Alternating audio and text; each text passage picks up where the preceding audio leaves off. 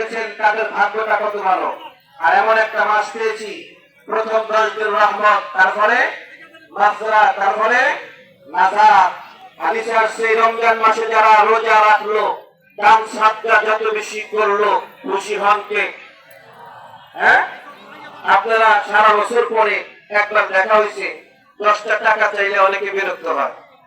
এটা কি আমার জন্য চাই, কমিটির জন্য চাই? এই যে 5টি প্রতিষ্ঠান, এই প্রতিষ্ঠান এদের কাজ করবে কে? কথা বলেন। আমাদের করার দরকার আছে না নাই? আল্লাহ তো দেয়, বান্দা উসিলা, যারা বলেন ঠিক কিনা? আসুন, আল্লাহ তাআলা বান্দাকে ঈমানি পাওয়ার, ঈমানকে পরিশুদ্ধ করার জন্য দীর্ঘ একটি মাস বান্দাকে দিলেন। বান্দা যেন পিওর হয়ে, স্পেশাল হয়ে যেন আমি আল্লাহর কাছে হাজিরা দিয়ে দেয়। এজন্য বলছেন ইয়া আইয়ুহাল্লাযীনা আমানু, আল্লাহ